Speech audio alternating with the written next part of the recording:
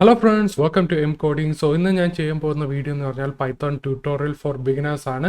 So പൈത്തണിനെ കുറിച്ചുള്ള ഡീറ്റെയിൽസും പിന്നെ നമുക്ക് എങ്ങനെ കോഡിങ് ചെയ്യാനും അതിനുള്ള വീഡിയോസാണ് ഞാൻ ചെയ്യാൻ പോകുന്നത്. സോ ഇന്നത്തെ വീഡിയോയിൽ ഞാൻ ഇൻട്രൊഡക്ഷൻ ആയിരിക്കും പറയുന്നത്.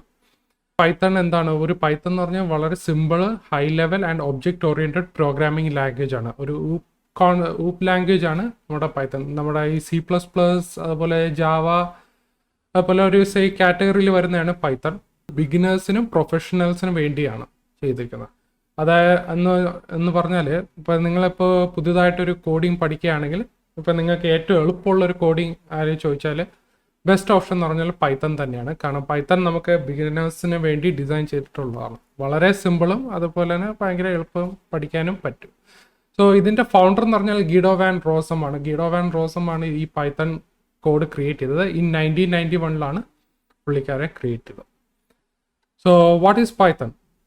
സോ പൈത്തൺ നേരത്തെ പറഞ്ഞ പോലെ തന്നെ ഒരു general purpose dynamic and high level programming language. ഒരു ഹൈ ലെവൽ പ്രോഗ്രാമിംഗ് ലാംഗ്വേജ് തന്നെയാണ് പൈത്തൺ.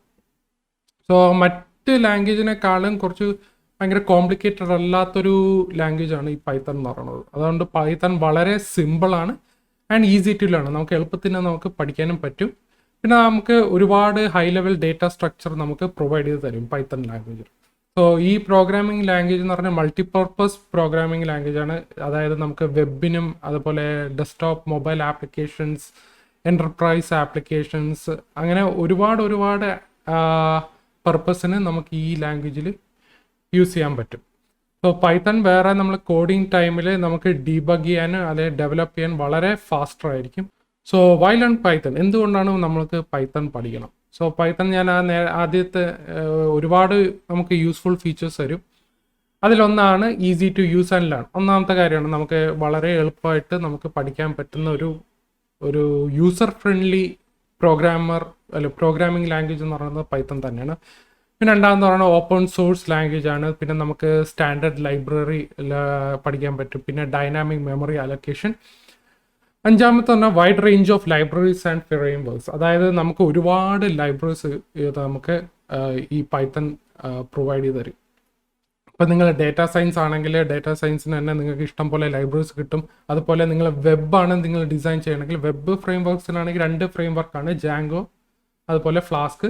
അതിനകത്ത് നമുക്ക് ഇഷ്ടം പോലെ ലൈബ്രറീസ് കിട്ടും പൈത്തൺ. നമ്മൾ മറ്റ് ലാംഗ്വേജിനേക്കാളും കൂടുതൽ ലൈബ്രറീസ് നമുക്ക് പ്രൊവൈഡ് ചെയ്യുന്നത് പൈത്തൺ തന്നെയാണ്. So where is Python use? നമ്മൾ ഈ പൈത്തൺ എവിടെയൊക്കെയാണ് യൂസ് ചെയ്തിരിക്കുന്നത്?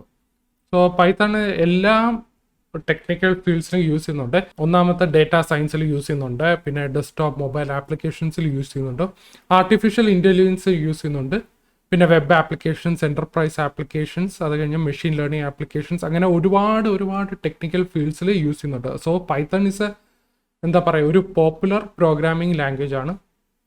അതുകൊണ്ടാണ് എല്ലാവരും ഈ ഒരു ലാംഗ്വേജ് ചൂസ് ചെയ്യുന്നത്. ഒന്ന് ചൂസ് ചെയ്യാൻ കാരണം എന്ന് പറഞ്ഞാൽ വളരെ simple and easy to learn. നമുക്ക് എളുപ്പത്തിന് നമുക്കിത് പഠിക്കാൻ പറ്റും. അതുകൊണ്ടാണ് ഇത് ഭയങ്കര പോപ്പുലർ ആയിരിക്കുന്നത്. പിന്നെ വലിയ കമ്പനീസിലൊക്കെ ഈ പ്രോഗ്രാമിംഗ് ലാംഗ്വേജ് യൂസ് ചെയ്യുന്നുണ്ട്.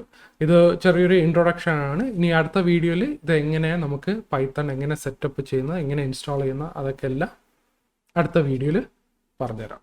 ഓക്കെ, സോ നിങ്ങൾക്ക് ഈ വീഡിയോ ഇഷ്ടപ്പെട്ടിട്ടുണ്ടെങ്കിൽ ലൈക്ക് ചെയ്യുക, ഷെയർ ചെയ്യുക, സബ്സ്ക്രൈബ് ചെയ്യുക. Then bye.